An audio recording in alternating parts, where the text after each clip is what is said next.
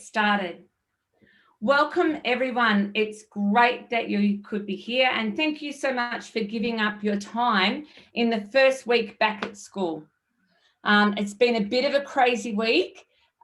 Luca has had 3 trips to the school nurse, 1 blood nose and 1 fight so far. We've had 3 phone calls from the school during school hours and 1 phone call after school. So I just thought I'd let you know how our week has gone, just to be really authentic about how not amazing we are and how we're still in the middle of it as well. So I think it's going to be a little bit like preach to yourself tonight. As we go through planning for a successful year, I need to be doing these things as well. If everybody could please put in the chat where you're from, just, I don't want your address, but just like, Ballarat, Bellarine, wherever you happen to be, Sydney, that would be really nice. We've got 17 people in at the moment, and we've got about 40 booked. So, but you know how it is, sometimes you book and you can't make it, so that's fine. And then with questions that you want to ask at the end, if you could put them in the Q&A, and Karen will keep an eye on the Q&A and help us out there. So if somebody pops in a question that needs to be addressed while I'm speaking, Karen will let me know. She'll just interrupt me and ask the question. If not, we'll have a question and answer time at the end. So let's get cracking. Okay, so what does success look like for you? What does a good hour, minute, day, week, month, term, year look like for you? I would like to think I can plan for a year and hope for a good year, but actually a year is too long for me. A term is even too long for me, because if I'm going to go for a good term, I think that in our current place where we are in Luca's journey at school, we're being totally unrealistic. He's just gone into year 8 after a COVID year 7. So to expect a good term would be unrealistic. I would have hoped for a good week. However, it turns out that was probably unrealistic. So at the moment, I'm hoping for good days. And then what starts happening is I build things called success credits. So they're like credits in my heart of good days. And my hope is that the credits outweigh the deficits, because the more credits I've got in my credit bank, in the way I do credits, the more emotional capacity I've got to tolerate the not good stuff. So if you're really struggling and it's really, really hard at the moment, go for good minutes. Go for a minute that's good, because you might get 10 minutes in 1 hour that's good. 50 of them might be dreadful, but you might get 10 minutes of peace. So you can bank those as success credits and then maybe build up to hours. If you are only living minute by minute and you're planning for a good year, you are just going to be in deficit all of the time, and your tank is going to be empty, and you're not going to be able to actually have any quality of life for you, or your kids, or your partner, or your other children. And next month, I'm doing a whole webinar on supporting siblings. So I'm just going to press pause on everything I want to say about siblings, and I'm going to come back to that next month. So just remember, if you want to talk about siblings, that's for next month. Let me just move on. Okay, what do we need to do? How do we actually set ourselves up for a good period of time? We need to know what our child's strengths are. We need to know what their emotional strengths are, their physical strengths, their intellectual strengths, and their recreational strengths. What are your strengths as well? We'll talk about that in a minute. So what are your child's emotional strengths? So I'm just going to talk about Luca because that's easy. His emotional strength is that he's got a really crazy sense of humor.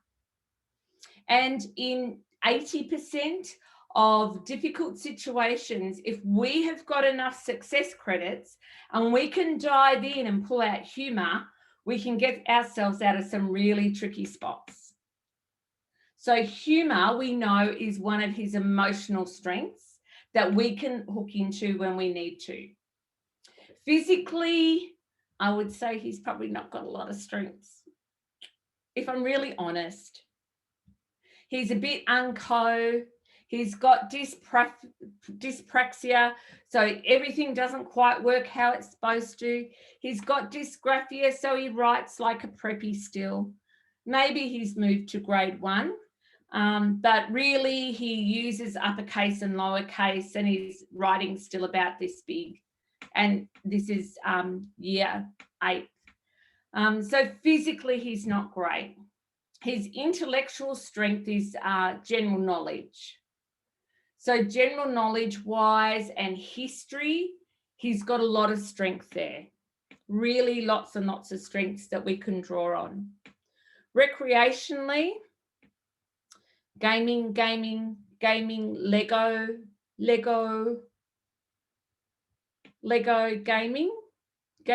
Lego. But they're his recreational strengths.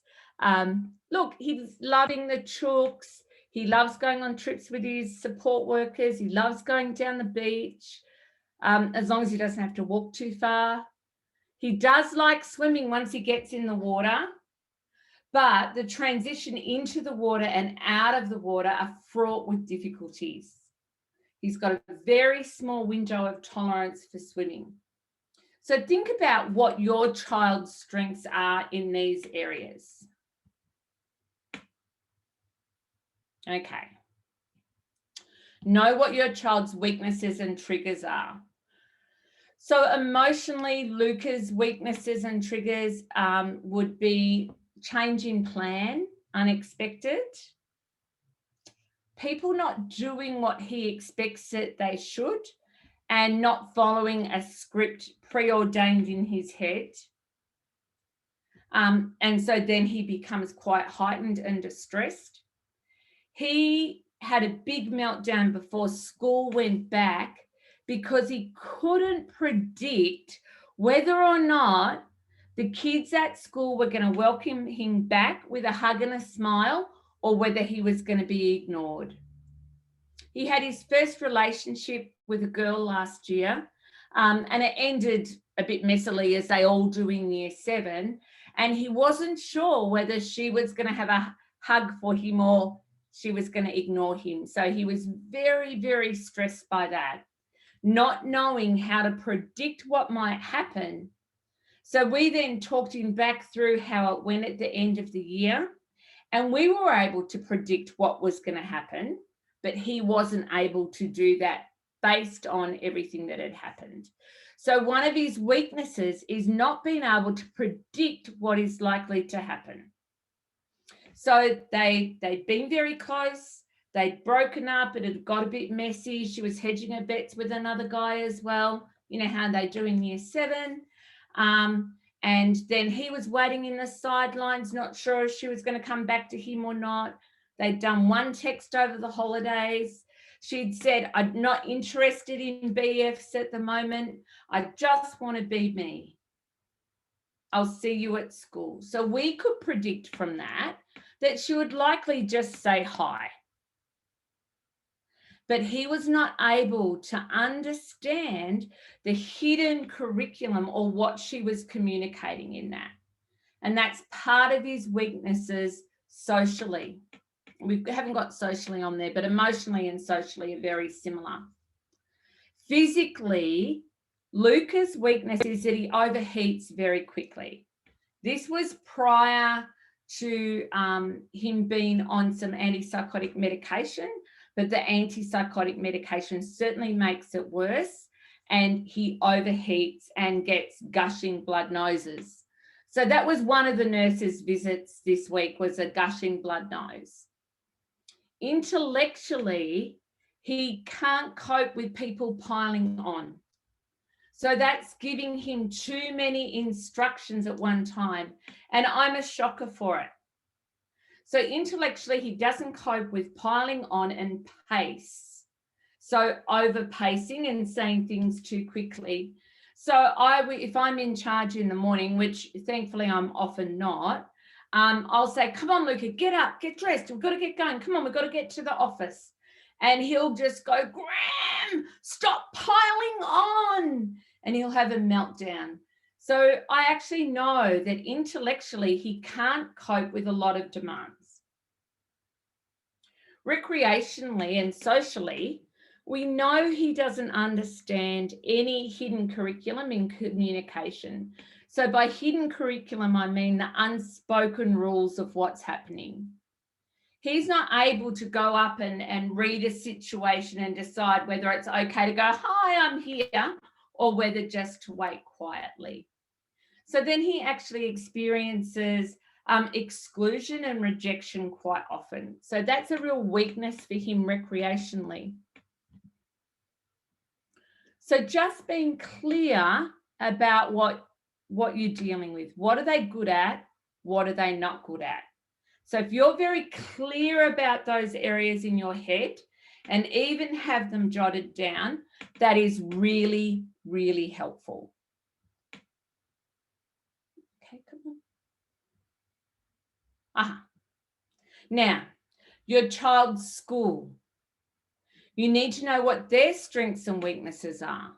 So if I think about Luca's school, some of their strengths is that they're quite responsive, they try to be helpful, they've done informal streaming, they have tutors, they have an after-school club, the learning support team do the very best that they can, the welfare team do the very best that they can.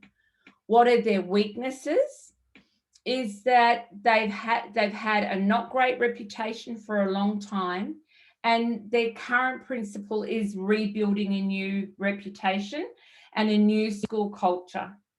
And so therefore she's employing an action research model. So that means she tries something. If it works good, she keeps it. If it doesn't, she chucks it. And so that can be a bit choppy, changey, and confusing for everyone.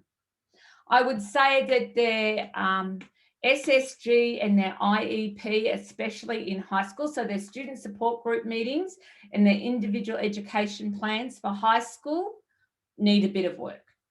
And they're fully aware of that, and I'm working with them and consulting with them around that. They're getting better at that. What's reasonable to expect is if there's an issue, they communicate with me. If Luca needs help, that they communicate that to me, and wherever is possible for them to provide that in the way that they can, and for that regular communication to be happening. Who is you and your child's ally in the school? Who's that one person at school that you know is in your corner? And if you don't have one, you've got to find one.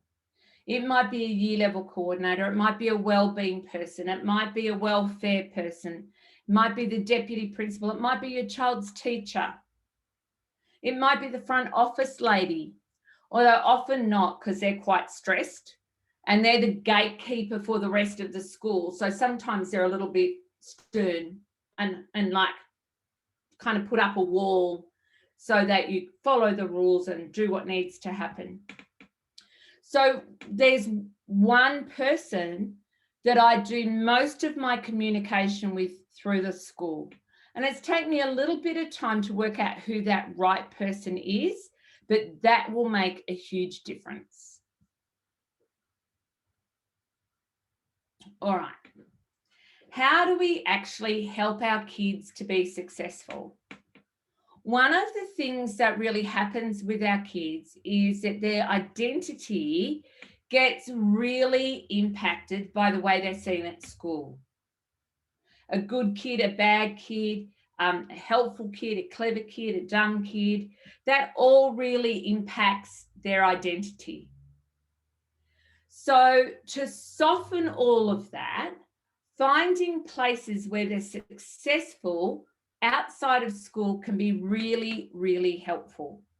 It's not always easy. I'm not saying any of this is easy to do. It's taking us a long time to work out what's right for Luca. It's been that he hasn't been able to be with anyone else but us or a fully trained carer for a really long time. And we're just like making some very tiny baby steps there. But still, he needs to have one-on-one support. Luca will never do sport. It's just not going to happen. They have a program at his school called Blue Edge, and that is a police and citizens kind of exercise program that happens in the morning, and it's a resilience and well-being, and they do fitness and personal care and all that sort of stuff. I think I could be a little bit wrong in all the detail. He wasn't ready for that at all last year. But this year, with the support of a support worker funded by the NDIS, because Blue Edge is actually outside of school hours, even though it's on school grounds. So we can use an NDIS support worker to support him to access that program. He's wanting to do that, all being COVID well, of course. And that'll start in a few weeks. So he is keen to do that. But that is all about your personal best. So yes, there are assessments of fitness at the start, but at the end they get a certificate that says at the start you could do 3 sit-ups and now you can do 10. So that there's actually no competition between the kids, it's competing against yourself and really developing your skills. Another thing we're going to try with Luca this year is youth group. There's a local youth group that have changed their structure to make it more inclusive, and they're now doing fun activities 6 till 7 on a Friday night, and then dinner 7 till 7:30. Now Luca will have to eat before he goes because there's no way he can wait till 7 or 7:30 for dinner, but that's all good. And then they're joining with some of the older youth afterwards if they want to, but they can leave at any time. So we've got a support worker that's going to be going with Luca to that to help him to build some relationships outside of school in a safe, structured and supported way. Sometimes Scouts can be great, or something like that might work for your child. You can have an NDIS support worker go with your child to that. There's lots of other youth activities that are available in the community. If I just think about Ballarat, there's all sorts of, there's music groups and there's other youth groups that are run by lots and lots of different organisations. There's archery, there's fencing, there's your normal group sports. We've got Special Olympics, we've got inclusive golfing, we've got inclusive football. There's all manner of things that your children can access to try and build their identity outside of school. And that is really critical because often they're not as successful as they could be at school. So if we can dilute the energy of school into them being successful in other spaces, it takes the intensity out of their identity being built around what happens at school. This isn't on the agenda, but I'm going to talk about it anyway. I was watching a webinar the other day, always trying to learn more, and they were talking about bullying. And what this person was suggesting is that we actually dump the term bullying, not diminish their experience of being bullied, but to dump the term bullying. Because I've seen it with Luca and with lots and lots of other kids that I work with, is they'll come home and say, I was bullied at school today. And then immediately that triggers a response in everyone. Oh no, you've been bullied.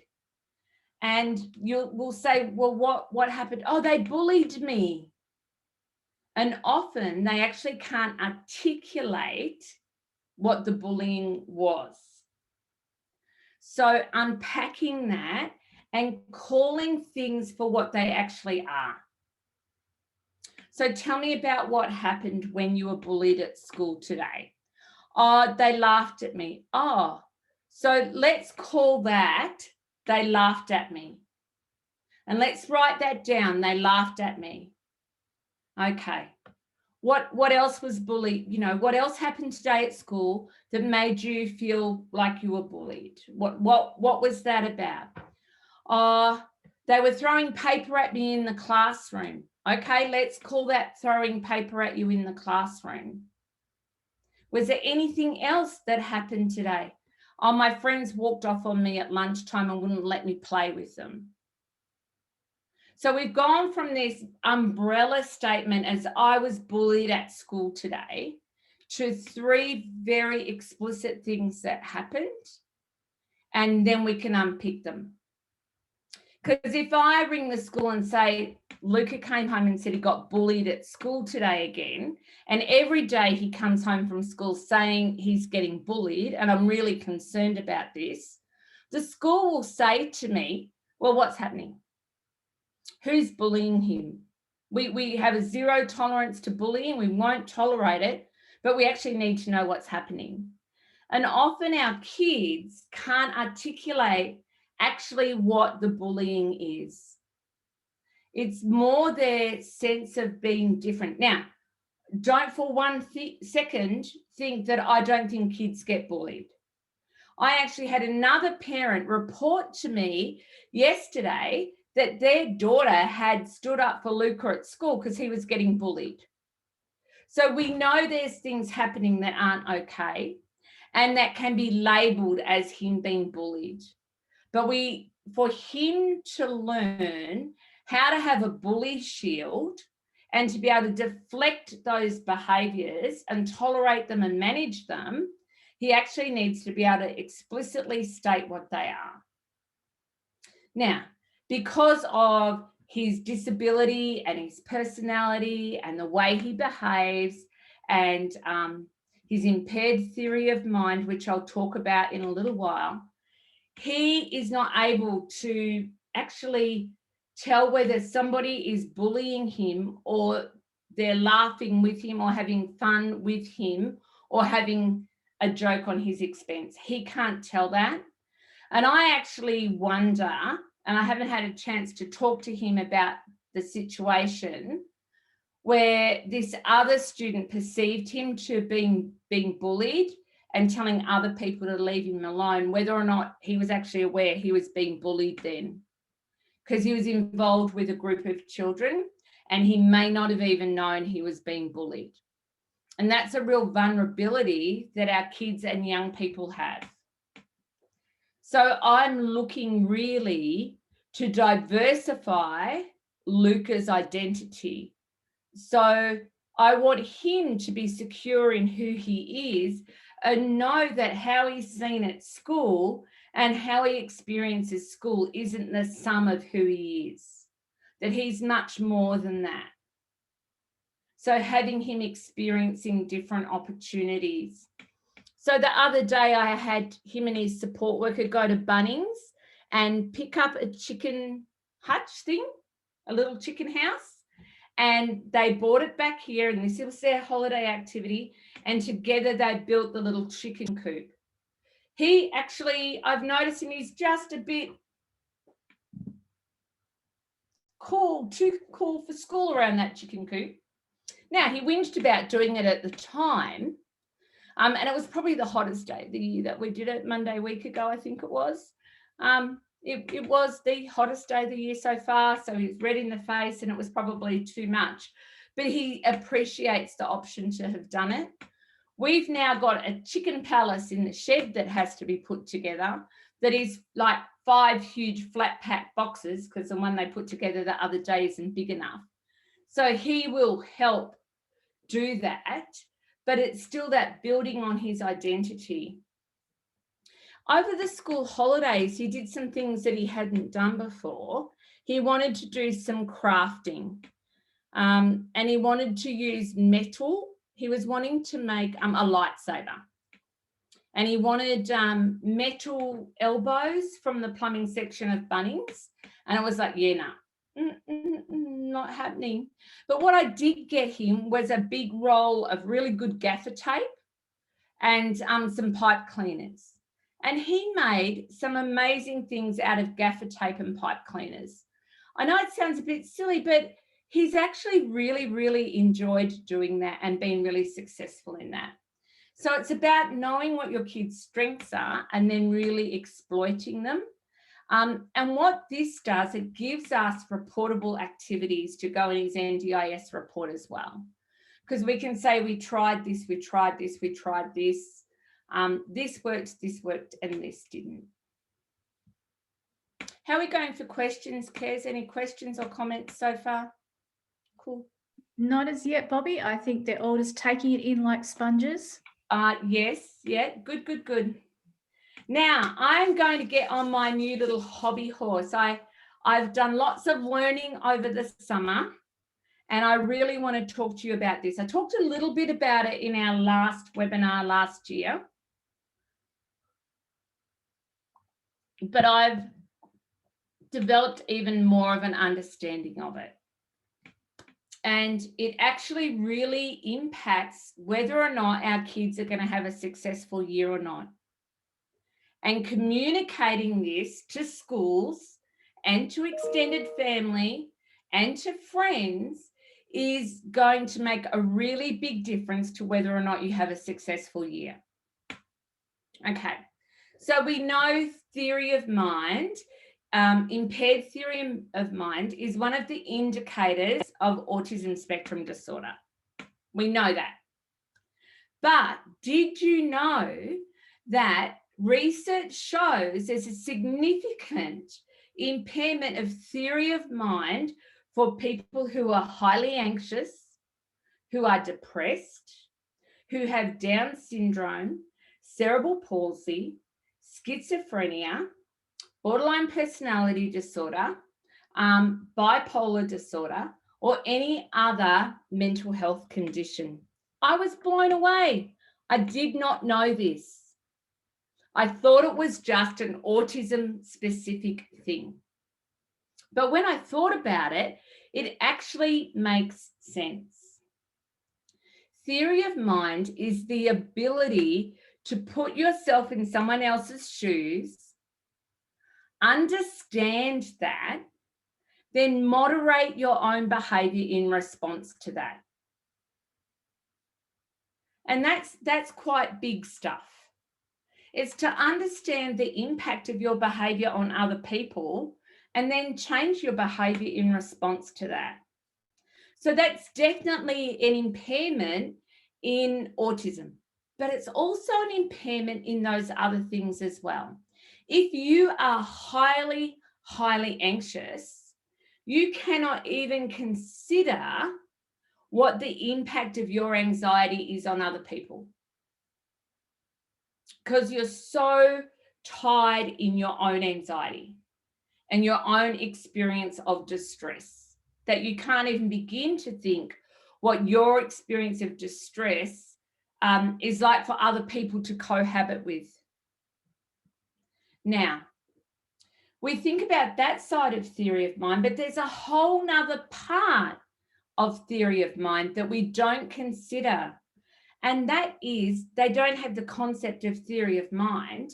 So that means that they don't even know a thing such as theory of mind exists. So then when we say it's okay, we know how you feel, that's just doesn't make sense to them. And we say, oh, it's all right, I get it. They can't understand how you can get it. We often try to stay very regulated and very calm and very deadpan when our kids are losing it and melting down. And so they're just hitting up against this blank wall. And they're not experiencing empathy because they actually can't understand that we can stay regulated and put ourselves in their shoes and imagine their level of distress and appreciate it. They don't understand that concept. So they can be really, really dysregulated and really, really distressed and saying to us that they're terrified or they're going to die if they go to school, or, you know, I don't know whether she's going to give me a hug or not. And it's the worst thing in the world. And we sit there and go, oh, that's not good. I can see you're upset. They cannot see that we can see that they're upset. So then what they maladaptively do is they learn how to trigger us and their siblings and their peers and their teachers to a heightened level of distress and press buttons everywhere around the place. And they go, everybody else ends up melting down and in a mess. And then they go, oh, good, that's it. You've got it. That's how I feel. And then they're fine because they've actually had an experience of empathy. But until somebody else was showing on the outside their level of distress that they were experiencing, they didn't actually experience empathy. They only experience empathy by mirroring. Our facial expressions when we're listening are really important. So when we're being with them, we can stay totally regulated, but our facial expressions need to be like we would do for a 2-year-old. Oh, oh, oh, oh, oh. So they're actually seeing us responding to what they're saying. We still stay totally regulated because we are bigger, wiser, stronger, kind. So our heart rate needs to stay as low as we can keep it. But for them to experience empathy, we actually need to be able to show that. Now, I've just noticed that my lovely friend, Julianne, has raised her hand. So Julianne, I'm actually going to promote you to panelists. Let me just see where my mouse is. I've lost my mouse. There it is. So that you can ask your question. She'll pop in. There she is. Hi, Julianne. No, I can't hear her. Ask to start video.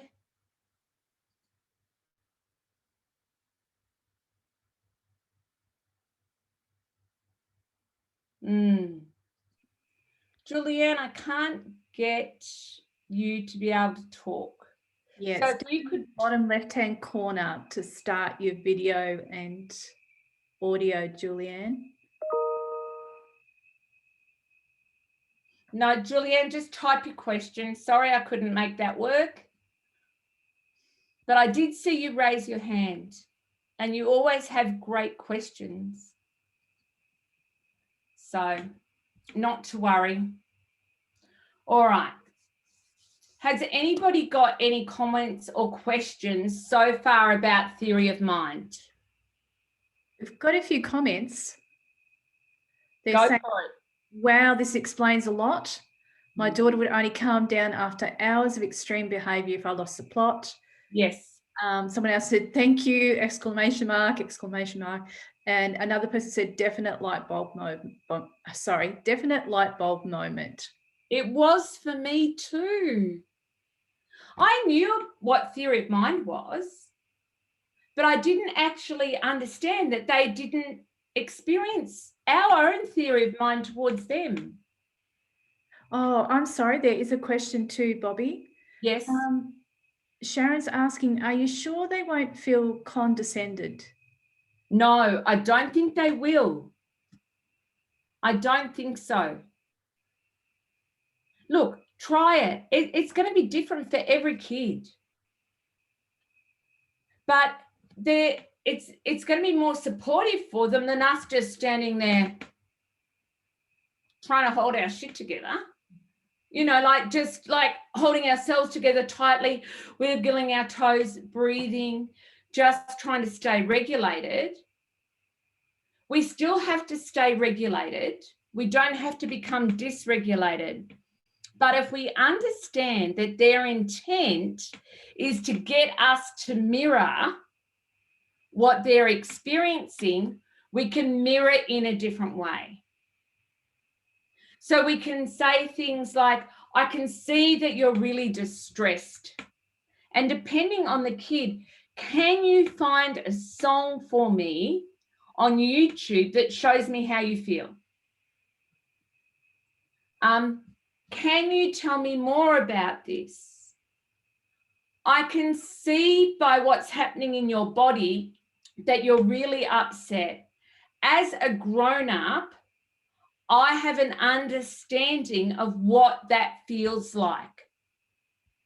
I'm imagining that you're feeling da, da, da. And then they can say to you, I don't feel sad. Or whatever it happens to be. I will never forget this one poor kid. I just feel so embarrassed now when I think about it. Working with him when I was in Canberra, and he was coming home from school every day melting down, looking very, very, very angry. So he'd had psychologists and behaviour therapists and counsellors and everybody trying to do anger management with him. One day he was just so exasperated with his mum because she was upset with him because he was angry. It was, can't you see I'm sad? And she just went, oh, darling, I'm so sorry. No, I didn't know you were sad. I thought you were angry. I've been telling you for years I'm not angry. But he'd never said he was sad. So he just felt not heard for years and years and years. And then she was able to say, sweetheart, what are you sad about? And then things moved forward from there. Yeah. But that's that theory of mind. It's a lack of emotional literacy to be able to communicate what's happening.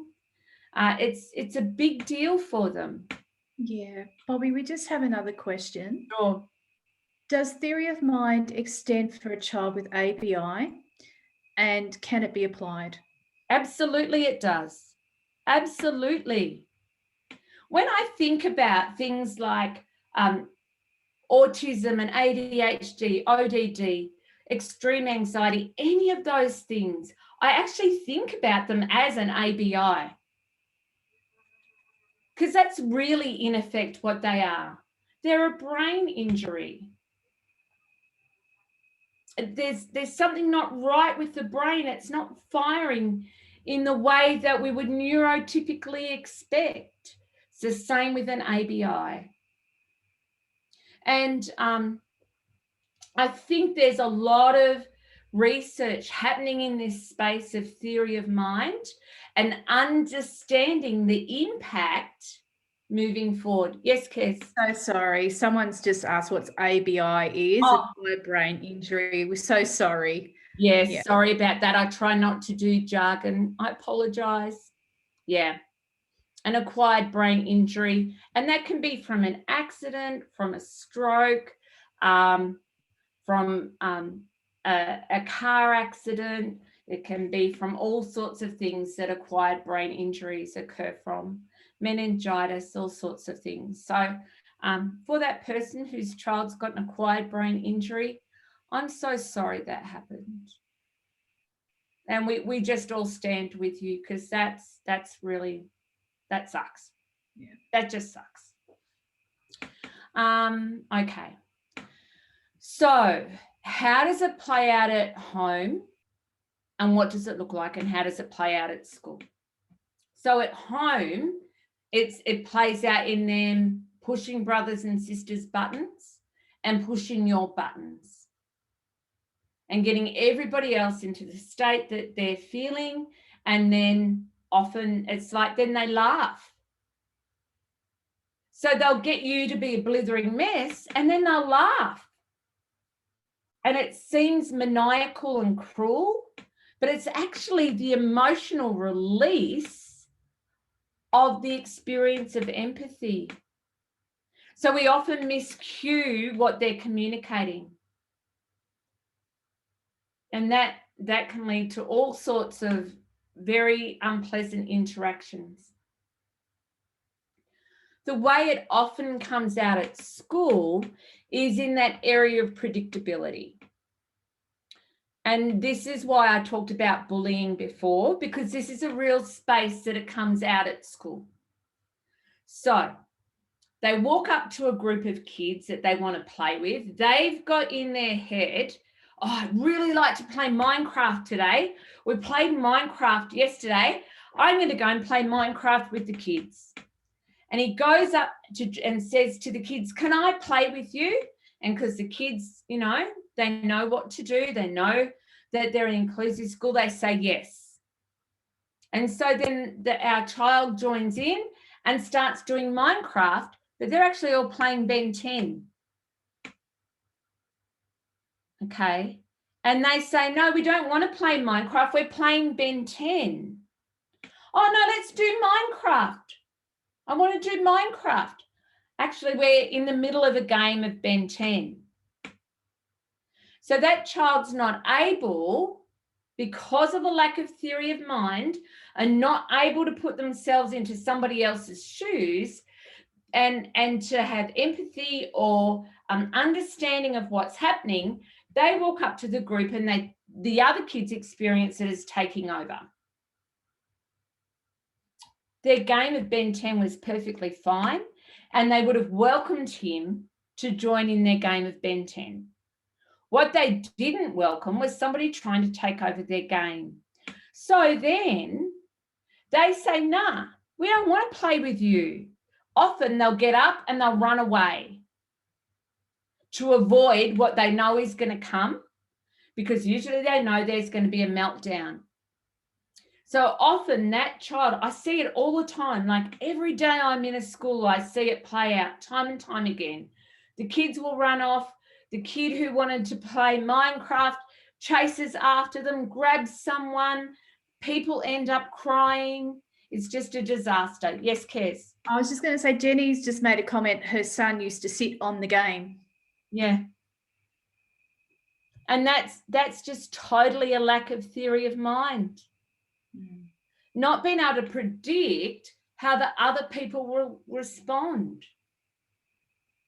And then when the kids run off, those kids will actually get into trouble, guaranteed, for exclusion, for bullying, for running away, for not including them in their games. And then that sets up this horrible barrier. So explaining to the school about theory of mind and the lack of capacity to predict will actually change the whole emotional vibe and the teacher's capacity to expand emotionally to support your child, and will really improve the number of good days they have at school. Because it will give them something very explicit to hang their hats off. I was talking to Black Mountain Specialist School in Canberra today about this.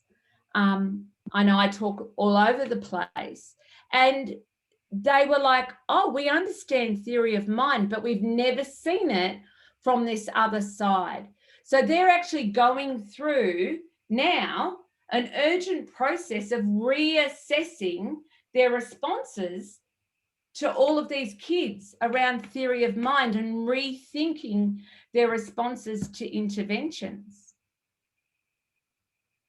On Friday afternoon, Monday afternoon, I'm presenting this school-wide at Lucas School. I'm part of a panel of professionals, and I'm going to be talking about this concept of theory of mind with all of the staff. The staff that I have talked to about it have kind of gone a bit white.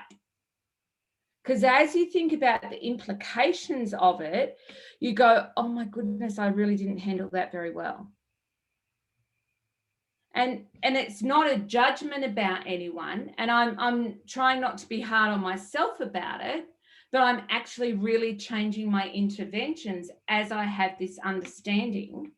And I really believe it's going to make a really big difference to our years this year.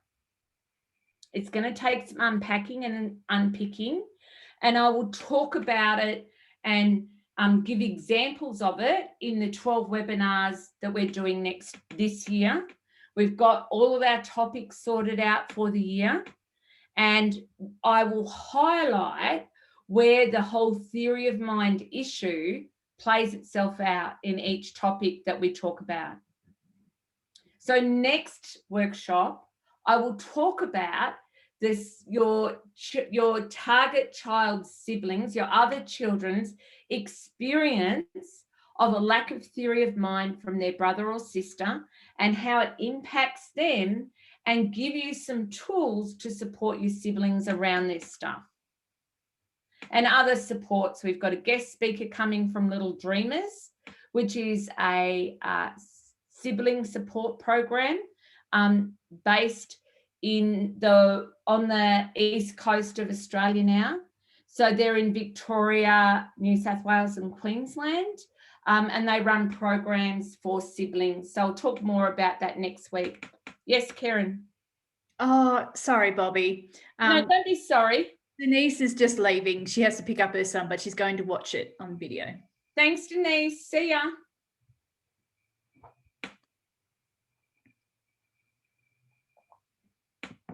I feel like I've just been a Gatling gun at you tonight. I've been so excited to talk to you about this because I'm finding it revolutionary for my thinking.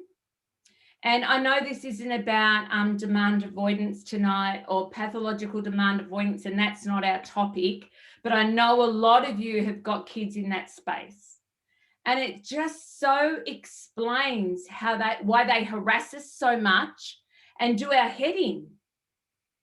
Why they dig and dig and pick and just keep going until we lose it, because they don't experience empathy. Yeah. Mark's just saying that he loves it, Bobbi. Oh, thank you, Mark. I'm just curious, Bobbi, because I'm thinking about, you see that scenario working out where the kid just comes up and says, well, let's play this. So they obviously can't hear the other kids say we're playing Ben 10. No. What would your interaction be in that circumstance as a parent or as a teacher when that child? I'd be looking at scripting and almost social storying that process for the child with lack of theory of mind. Yeah. And looking at what are the steps to joining a group. And I've actually got a whole lot of them that I'm actually happy to have put on the website, is that there's social skills matrices. So it's got joining a group as a heading, and then it's got all the steps to joining a group. And then you actually go through and it's like can't do, can do with a lot of help, can do with a little bit of help, and is independent. And you can go through and you can assess your child on a skill and go, okay, no, they can't do that, they can't do that, they can't do that. Actually, they can do that one. And then it helps you work out where to start on that skill development. And I can make sure that those skills development matrices are put on the website. Yeah, and we'll have them as free downloadable PDFs. So I think there's about 17 of them that I've done, of these skills development matrices that you can go through and go, yeah, my child can go up to a group. He can now look and see what game they're playing, and he can notice that they're playing Ben 10, but he still can't get off the railway track of Minecraft. So you kind of go, okay, he's up to here. This is the next step that we need to work on. Teaching him to park his own agenda and join in with what the other kids are doing. So it can be things like, oh yeah, I'll play Ben 10 with you, but can we play Minecraft tomorrow? And the kids will go, yeah, sure, that's fine. So it's that deliberate and explicit skill development at every single step. Yeah. But these matrices are really quite helpful. Yeah, no, that's great. Aisha made a comment. Thank you, Bobbi. I wish I'd known this 10 years ago. I could never understand what was going on until I lost the plot. I would last hours and hours and then just snap. And then she experienced an empathy because you were mirroring her level of distress. So she knew you understood how she was feeling. Yeah. Because she could see that you were feeling the same level of distress as her. Yeah, because she says that she's happy and calm. Yeah. Happy and calm, yeah. Yeah. And so she thought that you really had no idea of how distressed she was. And when we think about that, it can break our hearts a little bit. So be really gentle. Remember, we can only do the best with the information that we've got at any given time. And look at you, you're here. It's 8 minutes to 9 on a Thursday night. That's your level of commitment to doing the very best that you can for your children. Yeah. I see it all the time at school. Yeah. Kids who are distressed and they just act up and act up and act up and act up until the teachers lose the plot. Yeah. We've just got another question. Does it change over time or does it seem to stay the same over their life? That's a really good question. I don't think they do the kind of nice, even development of skills that we see other kids do who are neurotypical. We kind of see no improvement, no improvement, no improvement, and improvement. And then we'll see no improvement, no improvement, no improvement, and then an improvement. So yes, I think that it can improve over time, but not in the way that we would think. And it requires explicit skill development at each developmental level. Yeah. Yeah. Sharon's got a question. Do your PDFs also talk about skills in other areas, not just going up to a group, such as personal expectations of a friend or even a day's activities? There's some of those are covered there. But if you look through the list that I've already got done, and there's not the skills matrix that you want there, email and I'll do a skills matrix for you. I can create a skills matrix on anything you want me to. I've just thought of one other thing that I wanted to talk about as well around skills development and acquisition. I believe that Sue Larkey talks about this, and I've probably heard her say it 100 times, but I had an aha moment about it. And I can't even remember the right term, so I'm so sorry. It's kind of like reverse engineering a skill.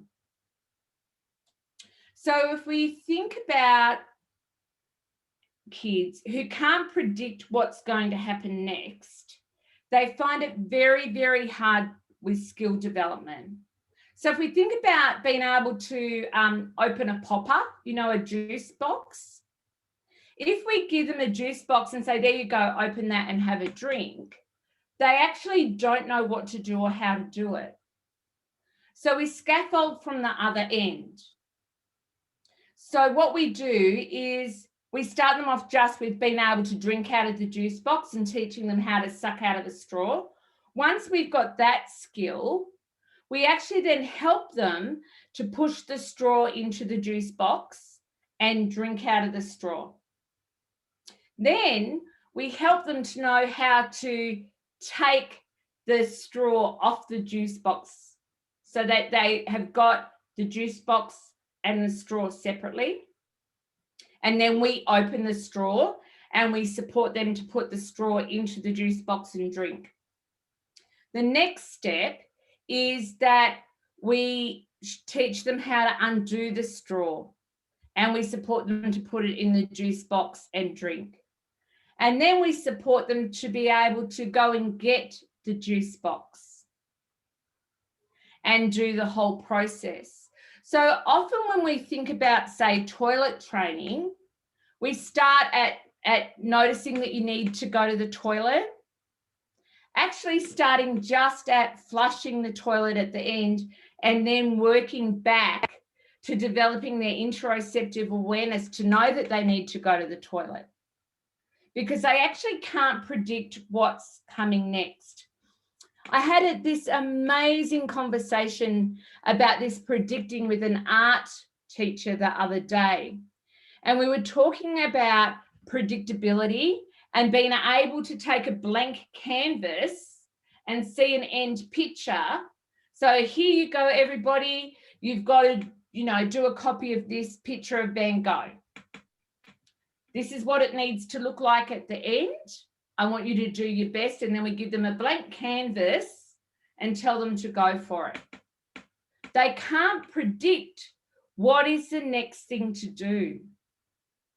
So when they get into a state like that and they can't predict, they get anxious, they don't actually know how to say, I don't know what to do next, because the teacher actually believes they've scaffolded.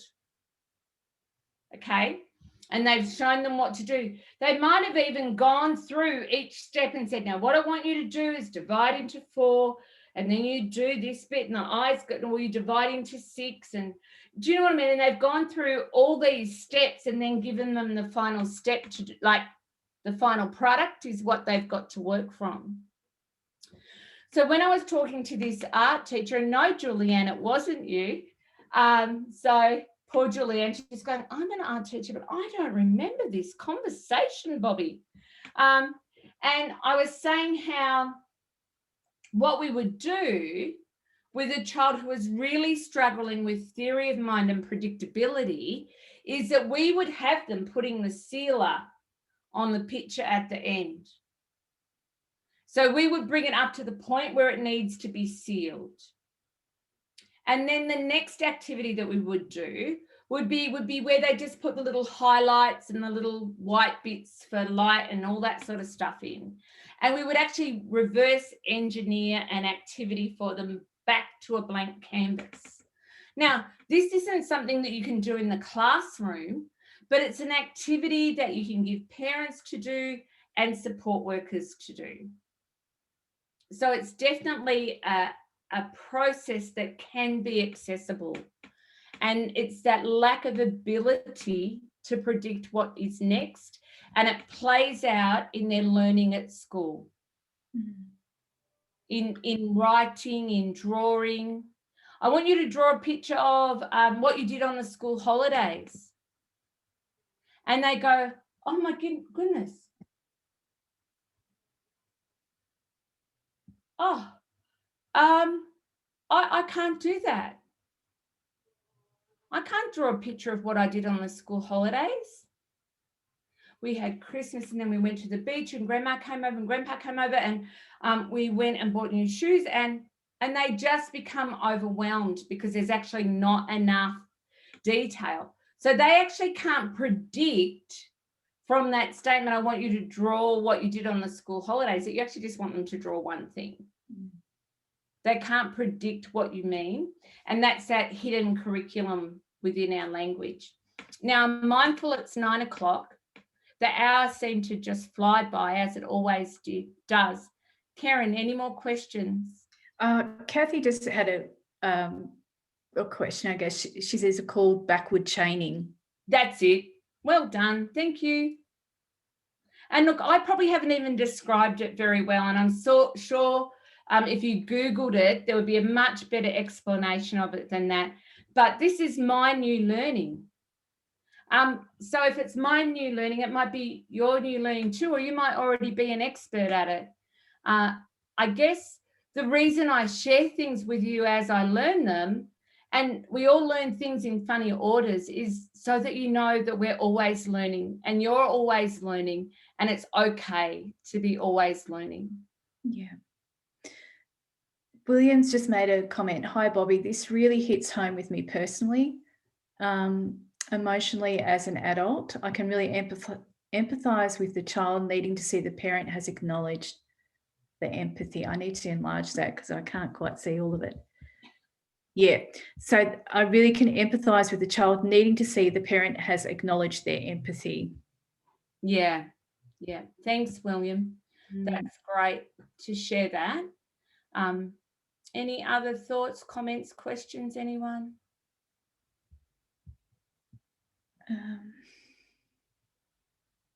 Aisha just said earlier that she thinks that her daughter has more empathy for her now and does seem to understand her empathy. But now that I'm thinking about everything you've said, I think there's still a huge gap compared to what I assumed she was understanding.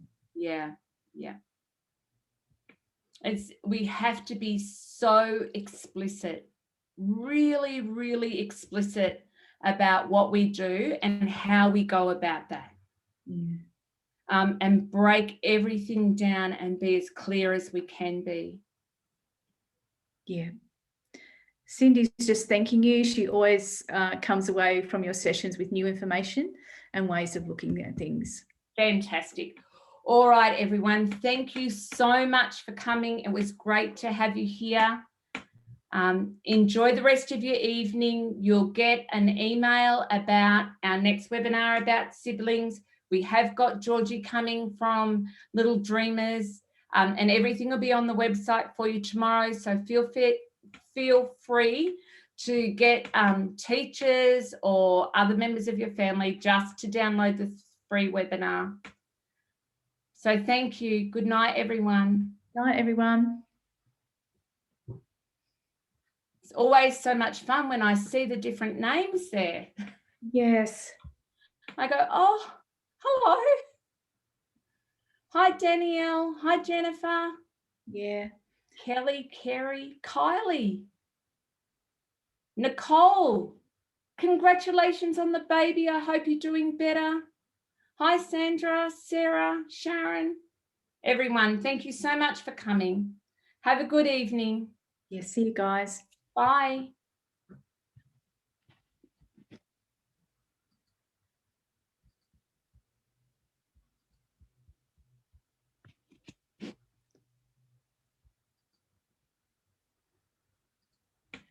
Did you get to finish your tea before it went cold, Bobbi?